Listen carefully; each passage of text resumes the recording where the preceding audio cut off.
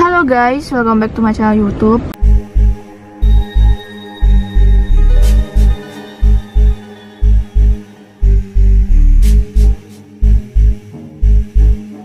Oke guys, sini aku seperti biasa mau dengerin podcast. Aku mau dengerin podcast lagi ya guys ya, kayak kemarin. Cuma kalau kemarin tuh kan aku dengerinnya tuh podcast Saranjana gitu ya.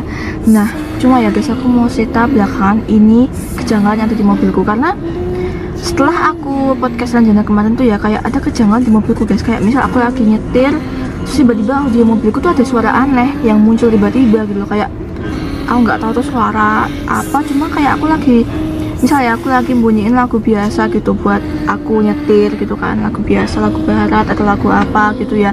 Tiba-tiba ada suara yang masuk di audioku. Kalau kan dikonekin di bluetooth HP ya, tapi itu kayak audio tiba-tiba masuk aja suara aneh banget gitu.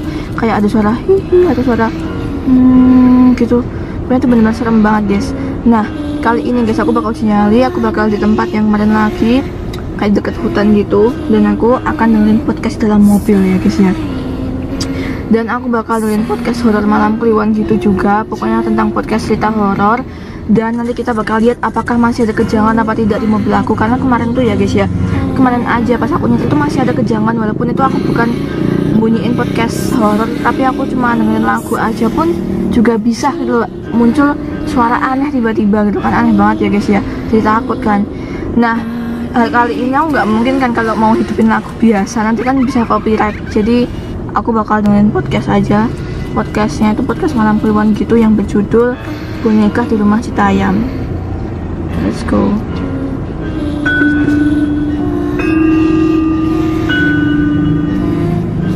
Seluruh anggota keluarga gue di rumah.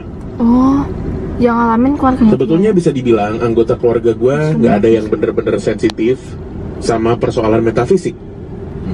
Tetapi kita semua percaya dengan keberadaan makhluk nggak kasat mata, karena memang kita semua punya pengalaman yang berkaitan dengan hal tersebut sejak dulu. Tapi kejadian yang mau gue ceritain ini belum pernah kita alami sebelumnya.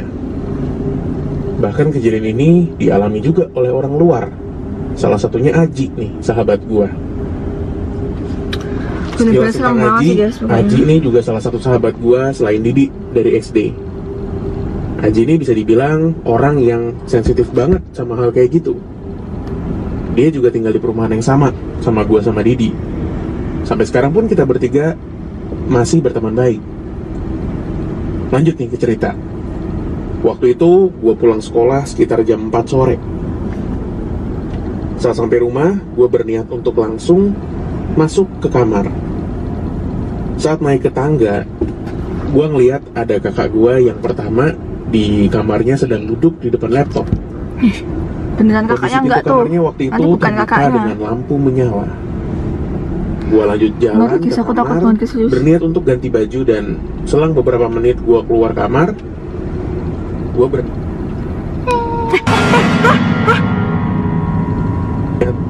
untuk iseng main ke kamar. Kalian denger kan? Kayak gitu guys kejanggalannya. Yang kemarin aku rasain, serius, persis banget kayak gitu tadi. Pintu kamarnya tertutup, dan ketika gue buka, nggak ada siapa-siapa.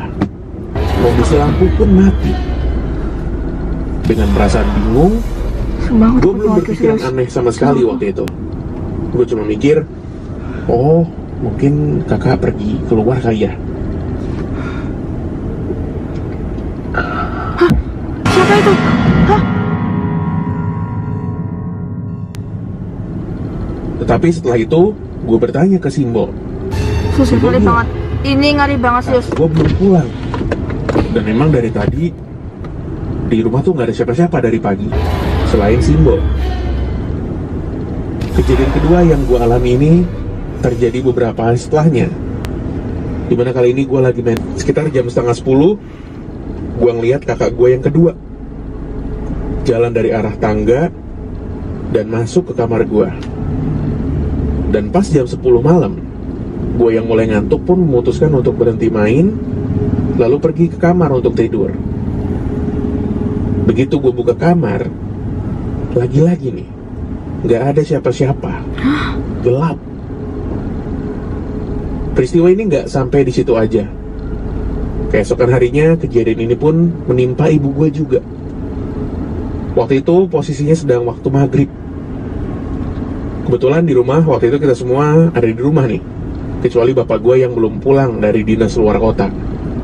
Oh, bapaknya keluar kota. Singkat cerita, ibu yang mendengar azan maghrib pun langsung siap-siap buat sholat. Sementara gue dan kedua kakak gue masih ada di kamar. Setelah selesai mengambil wudhu, ibu gue pun berjalan ke ruang tengah yang menghadap langsung ke pintu utama rumah. Untuk sholat di sana dia. Namun sejenak, ibu terdiam ketika ngeliat ke depan pintu utama yang terbuka, dan sontak ibu pun berteriak lalu menutup wajahnya. Mendengar ibu teriak, kita semua pun dalam kondisi panik, menghampiri ibu untuk memastikan apa yang terjadi. Ketika kita turun ke bawah dan bertanya ada apa, ibu bilang, ada bapak gua di depan pintu, berdiri mematung dengan mengenakan pakaian seperti hendak ke masjid. Dan yang membuat ibu jin korin nggak sih atau apa ya? Tiba-tiba ekspresi wajahnya itu berubah. Jadi itu kayak dia tersenyum lebar ngelihat ibu. Bisa jelma jadi manusia, guys. Ketika kita ngelihat ke arah pintu itu yang berdekatan dan berkelanjutan, gue pun inisiatif untuk menceritakan hal ini ke Aji. Karena gue tahu si Aji itu sensitif dengan hal kayak gini. Punya temen yang indigo. Ternyata Aji juga mengalami hal yang sama waktu dia ke rumah gue. Oh my god. Waktu hari Sabtu sebelumnya, gue dan Aji ini janjian untuk pergi main keluar. Kebetulan karena waktu itu Aji yang punya motor dan udah boleh bawa motor, akhirnya gue minta Aji untuk nyamper gue ke rumah. Saat Aji nyamper, gue persilahkan dia untuk masuk dan nunggu gue sebentar buat pamit sama orang tua gue di ruang makan.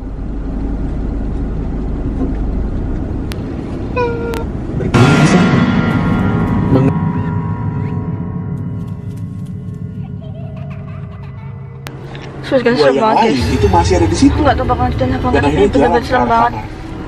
Kita dengerin sebentar lagi sih ya. Takut badan aku mau cabut dari sini guys, serius. Dan di halaman teras rumah gua ada banyak kotak. Di sana Aji ngeliat ada sebuah boneka yang tergeletak. Dia bilang boneka ini kayak boneka jerami. Kurang lebih bentuknya kayak boneka voodoo. Kayak dan dia juga bilang kalau nggak semua orang bisa lihat boneka ini, hanya orang-orang yang memiliki kepekaan aja. Akhirnya kita semua memutuskan untuk mengadakan pengajian di rumah. Jadi nggak semua orang bisa lihat boneka itu. Sebut aja namanya Pak Nanang, yang punya kemampuan untuk menangani hal kayak gini. Aku takut banget guys, aku takut ada suara lagi kayak. Dan memang Pak Nanang juga bisa membantu mobilnya gila. Atau biasa membantu keluarga kami ya. Bahkan kadang-kadang tanpa kita ngasih tahu. Sebelum guys, aku takut banget karena 3 kali ada suara yang masuk ke audio mobilku. Aku nggak tahu, cuma sebenarnya aku juga mau cerita guys, soalnya ini kejadian nyata dan aku mau cerita ke kalian. Jadi pas aku mau tidur tengah malam itu tuh aku bisa ngelihat telat mobilku tuh hidup sendiri guys tengah malam. Jadi kan aku pasang telat sini ya guys ya. Nih, pasang telat nih. Tuh. Iya kan?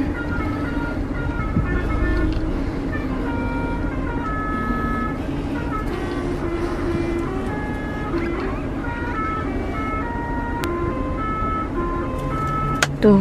Karena pasang telat ya guys ya. Cuma bisa-bisanya telat mobilku tuh hidup sendiri tengah malam. Dan tuh aku langsung panik ya guys ya. Kondisi aku tuh kayak ngantuk banget ya. Dan aku langsung panik, itu suara telat apa? Aku kira kan ada bis lewat rumahku ya.